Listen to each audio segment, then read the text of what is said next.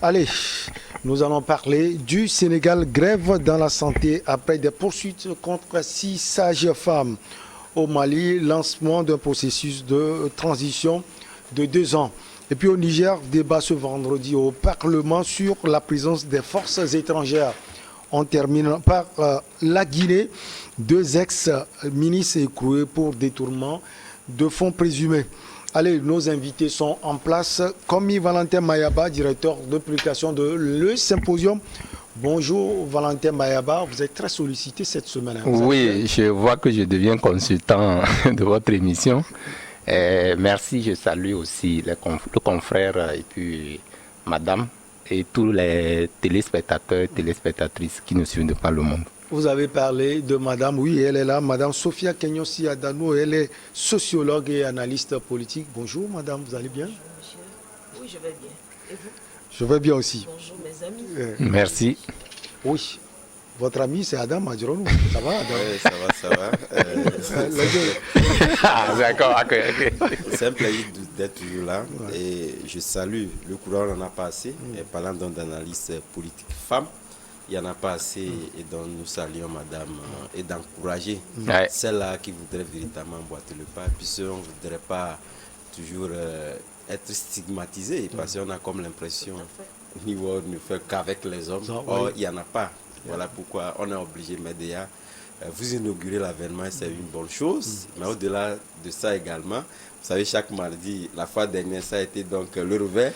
Donc, je me fais aujourd'hui le porte-parole de ces enseignants-là pour toujours évoquer la question. Et la fois dernière, j'en parlais, je disais qu'il faudrait quand même que ces revendications-là soient prises dans un contexte assez globalisé où pratiquement tous les secteurs d'activité ont aujourd'hui besoin d'un coup de main venant du gouvernement. Donc, je prie les enseignants grévistes de mettre un peu de l'eau dans leur vin et de pouvoir laisser le temps passer parce que ce n'est pas évident que ces temps-ci le gouvernement puisse trouver les moyens pour résoudre le problème de tous les secteurs d'activité. Donc je pense qu'il faudrait qu'on relève le débat plus haut pour qu'on évite ces bras de fer là, entre les enseignants et le gouvernement. Il se fait le porte-parole finalement du gouvernement. Ah oui, je vois.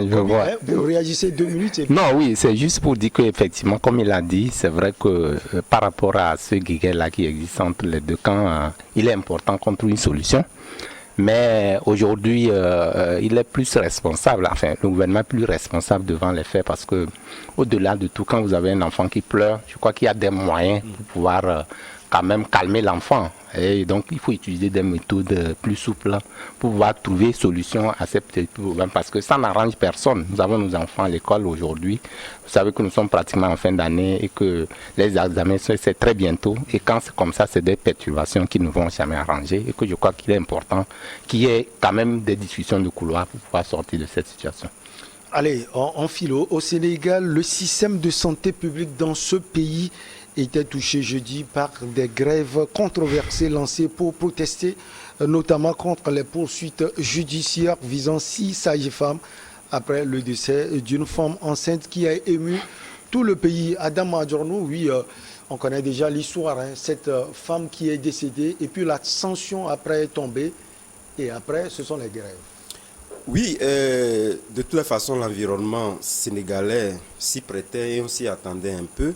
Sauf que moi, en ce qui me concerne, ça c'est mon opinion personnelle, liée donc à cette affaire-là, moi je préfère que les gouvernements, parce que s'il n'y a pas que le Sénégal, on en a connu ici, on en a connu également ailleurs, pour qu'on puisse être dans l'anticipation, faire en sorte qu'on n'ait pas devant les faits accomplis, devant les problèmes qui nous obligent à aller vers les sanctions. Et ces sanctions-là ressuscitent bien évidemment un certain nombre de problèmes liés au fait que qu'est-ce qui a conduit à tout cela? Lorsque vous scrutez véritablement donc tous les aspects, je pense que c'est trop tôt de dire que voilà, il n'y a que les sages-femmes là qui ont fait ci, qui ont fait ça.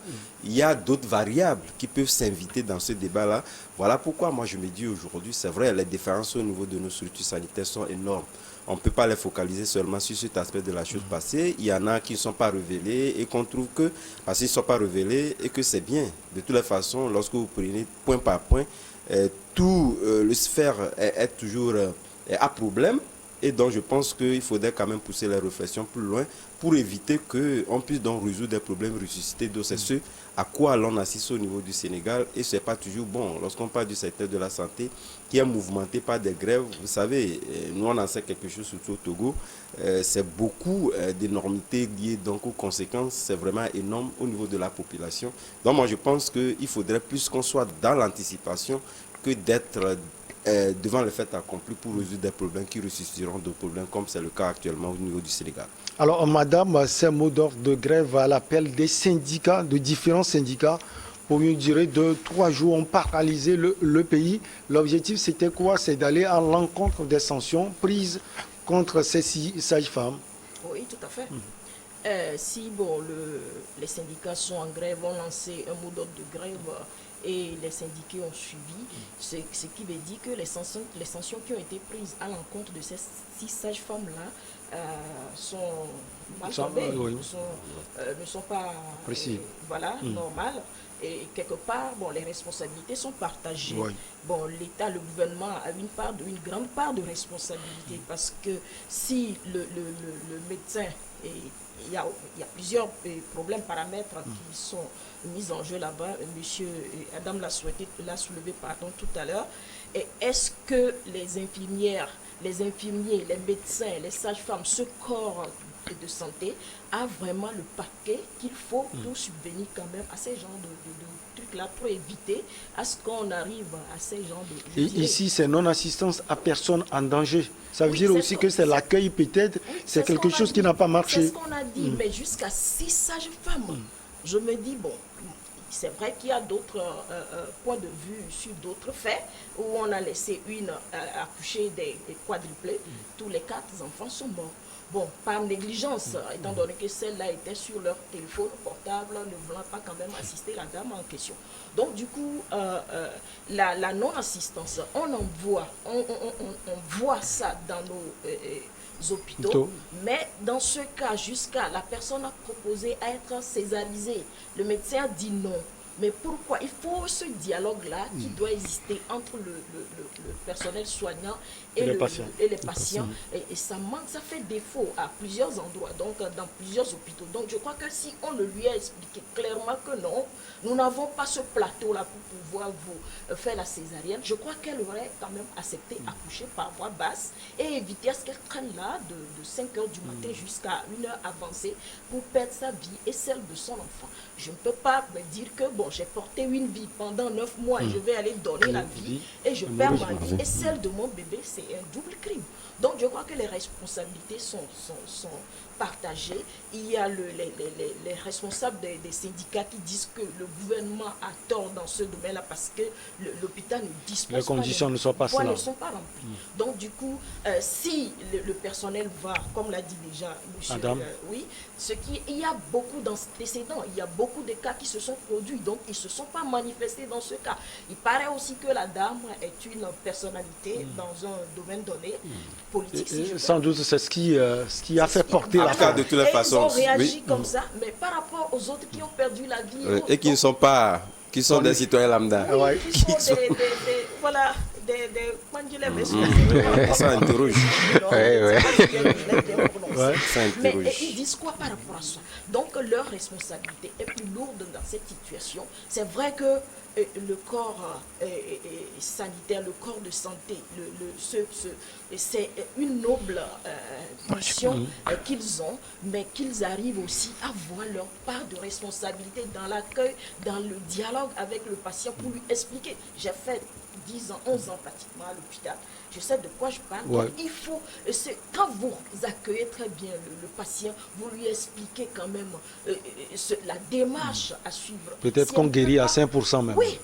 Moi, j'étais dans l'accompagnement et tout. Donc, du coup, la personne est vraiment à confiance. Et puis, tout ce que vous lui proposez, malgré que elle ne s'y apprêtait pas, elle va quand même faire un effort pour arriver à ça. Et après tout, c'est les souris aux lèvres. Donc, du coup, il faut revoir ces sanctions-là et faire des enquêtes vraiment minutieuses pour situer la part des responsabilités et que les responsables répondent de leur fait. Je vais partir de votre chute. Il faut donc le dialogue, comme dit Valentin Mayaba, entre les différentes parties. Oui, moi je suis un peu sidéré. Je vous assure, je suis sidéré par rapport à cette situation qui est en train de se présenter au Sénégal. Et vous savez, on dit souvent qu'on ne peut pas faire les omelettes sans casser les œufs. Cette situation, mes prédécesseurs l'ont déjà dit, il y a beaucoup de choses qui sont passées et c'est resté sous silence. Personne n'en parlait. Mais jusqu'à quand? Il faut commencer un jour. Il faut commencer un jour. Il faut commencer un jour. Même maintenant, les syndiqués ou les syndicats qui manifestent, je comprends peut-être qu'on trouve que s'il y a 2 poids 2 mesures, peut-être que pourquoi c'est X et qu'il y a des sanctions et que dans l'autre côté, il y a d'un pas. Maintenant, ce qu'il faut prendre comme évidence, c'est que, est-ce que ce dont on leur reproche, les 6 femmes, est-ce que ça a avéré? Vrai ou faux? Est-ce qu'il y a problème de non-assistance en personne en danger? Si c'est ça, c'est un crime, il faut punir. Non, je crois que, comme nous le disons, il faut une enquête pour situer les responsabilités. Moi, à mon avis, ce n'est pas manifester ou ce n'est pas peut-être grève qui résout le problème. Maintenant, il faut quand même qu'à un moment donné, qu'on trouve solution à ces problèmes-là au niveau des centres de santé ou au niveau des hôpitaux. Parce que quand vous rentrez dans les hôpitaux, moi je parle du cas de Lomé ou du Togo que je connais bien, quand vous rentrez dans les centres de santé, vous trouvez l'accueil fait tellement que les gens parfois perdent leur vie. Et ça, c'est récurrent. Donc, on ne peut pas vivre, c'est-à-dire pour une moindre situation, que, bon, vous perdez la vie comme ça, ce n'est pas une seule vie, c'est 2 vies. Donc, c'est difficile, ça s'est passé. Adam l'a relevé, à Lomé ici. Jusqu'alors, Batatra, enfin, basta, il n'y a rien qui a suivi comme sanction, même s'il y a des sanctions, ça n'a pas été à la hauteur de ce qui était. Puisque quand l'homme meurt, il meurt. Une fois de bon. Moi, ici, ce qui est important de relever, c'est que et je vois derrière ces soulèvements, peut-être qu'il y a un petit âge, c'est-à-dire que les gens avaient des antécédents, parce que ça s'est passé depuis et personne ne parle, et que c'est pourquoi c'est elle par rapport à son rang social qu'il y ait des sanctions qui ont été prises. Si c'est en ce sens-là, je vois le politique derrière la situation. Mais quand il s'agit d'un fait social, comme nous sommes en train de le faire, je pense que quand vous arrivez dans un centre de santé et pour pouvoir quand même vous faire soigner, qu'il y a ces genres de situations, je pense que personne ne peut vouloir tolérer ces genres de situations. Donc, l'autorité a pris des sanctions pour un crime donné. Je crois qu'il y a des degrés. Hein. C'est de façon échelonnée, hein, je crois. Puisqu'il semble que le ministre même, pas le directeur de l'hôpital a même été démis de ses fonctions et ainsi de suite, jusqu'à ce qu'on en arrive aux 6 autres sages-femmes. Donc ici, ce qu'il faut faire, il faut punir conformément à la loi. C'est-à-dire que si c'est vrai, c'est révélé que la dame est décédée suite à la situation qui est présentée, je crois qu'il faut forcément qu'on mette fin à ce genre de situation. Parce que, vous savez, on a essayé de poser le problème dans son ensemble, mais on a oublié un aspect de la chose. Quand vous prenez, par exemple, un centre de santé, vous rentrez. Parfois, les gens aujourd'hui n'ont pas les moyens, mais préfèrent aller vers les cliniques. Pourquoi? Parce que de l'autre côté, quand vous y arrivez, il n'y a pas l'accueil qui suit. Et en même temps, et on vous dit que non, il n'y a pas le plateau technique n'existe pas. Là, je suis d'accord que l'État doit d'abord, dans un premier temps, jouer sa partition, qui est d'équiper les centres de santé afin de pouvoir voir s'il y a tout le matériel que les responsables ou les sages, on peut prendre des justement, sanctions. qu'on puisse prendre des sanctions. Donc, vraiment, chacun doit jouer sa partition. On ne peut pas prendre d'un côté, puis faire 2 poids 2 mesures pour sanctionner. Mais ici, ce qui est sûr, je suppose qu'avec cette sanction, ça rappelle déjà aux autres, au corps médical qui Attention. est déjà... Voilà, c'est une alerte qu'on est en train de lancer et que, bon, ça peut édifier plus d'un et que beaucoup de pays peuvent se servir de cet exemple-là pour quand même arrêter... Parce que ça pilule partout. Voilà, pour arrêter l'hémorragie. Allez, on marque la petite pause et on vous retrouve juste après.